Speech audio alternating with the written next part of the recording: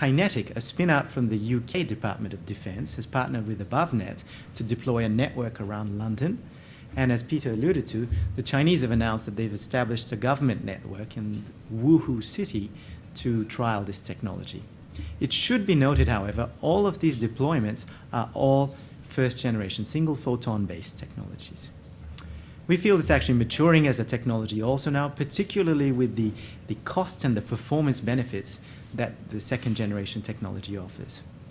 At QLabs, we aim to leverage our leadership in this space to open up global markets.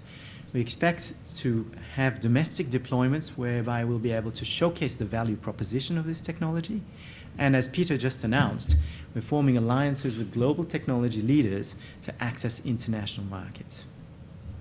I'd like to thank the Department of Broadband Communications and the Digital Economy for the opportunity to participate in this fabulous, and thank you for your attention.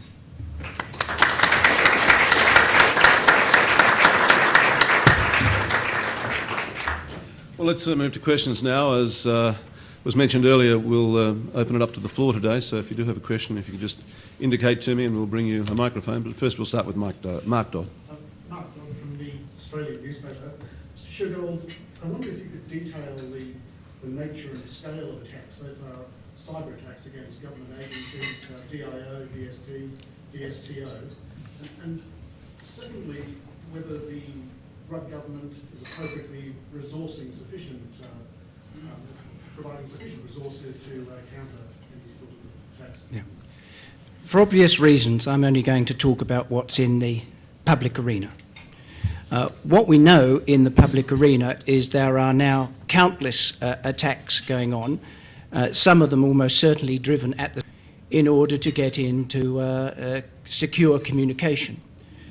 We know that in any war situation now, a key part of that is the communication through satellite. And therefore, the ability to secure communication to your satellite, or indeed to secure your communication from others intervening in that communication to your satellite, is crucial. It is clearly being recognised as a major threat. As Vikram has said, is a major threat at many levels. Communications is vital to our financial network. It's vital to our intellectual property. But it is also vital to our national security. And I think it's fair to say that is the emphasis that President Obama struck. I've indicated to you that I think the Rudd government is alert to this. I look at the recent appointments being made to the National Security Office, to the Prime Minister, to see that there is an increased emphasis on that area of cyber security.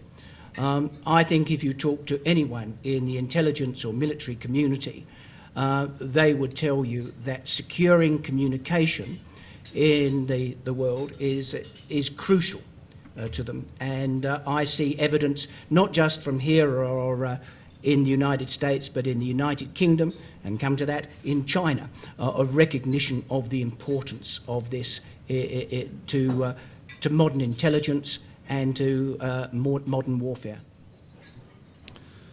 Next question, Ken Randall. Thank you, Laurie. I'd like to ask each of you a question which is related to the general theme that you've put forward today. Perhaps starting with Nick Shergold, what are the implications for public policy of creating an unbreakable, surely a government which has the access to such a system will almost be bound to mandate it, which creates a nice little limit for the creator. But second, to Dr. Sharma, how difficult will it be to commercialise this product around the world for the same reasons? I mean, will other governments give you patents which will break down their ability to resist the efforts and patents? Yeah. Obviously, secure communication is vital to governments at all levels. The difficulty at the moment, as Vikram has pointed out, is if you look at the first generation technology, which is in effect still being trialled, it is extraordinarily expensive. And therefore, from our point of view, the key is to move to second generation technology where you can do it with relatively low cost components. Now, my view is move to do that. If our trials using the network in the ACT are successful as I expect them to be successful, then you can start to envisage a way in which this technology can be applied at moderate cost for secure communications. Do I think in that situation that governments are likely to mandate it? Yes, I do. I think it would be extraordinary. It may be in the first instance you may want to mandate it for particular flows of information, but my sense in the way technology moves is that very quickly it would become the mandated form of communications, not just for governments, but for finance companies, and in fact, the whole infrastructure of cyber security, which presently binds our societies together. Thank you. Turning to the issue of commercialization, we certainly do not underestimate taking this technology into the marketplace. There are a couple of factors that will go into it. First of all, we have just the physical resources required to access the kind of markets which this technology would go to.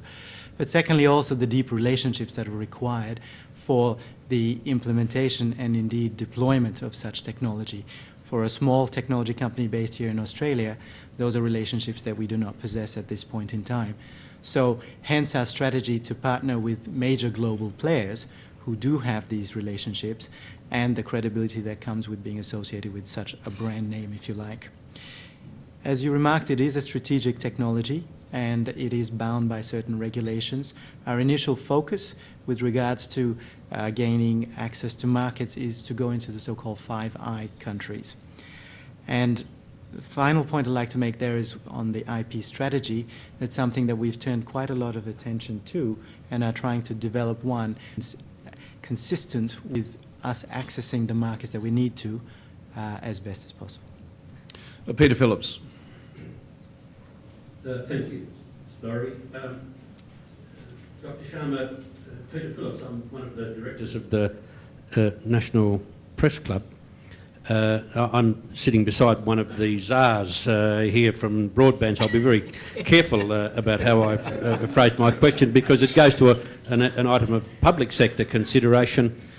Fascinated with the technology, but also one is conscious that in recent times, to the extent that the Chinese state apparatus or state system has visited this issue, they have on a number of occasions given hints or indications that China is developing or has developed a technological capability to either attack or neutralise, or in the more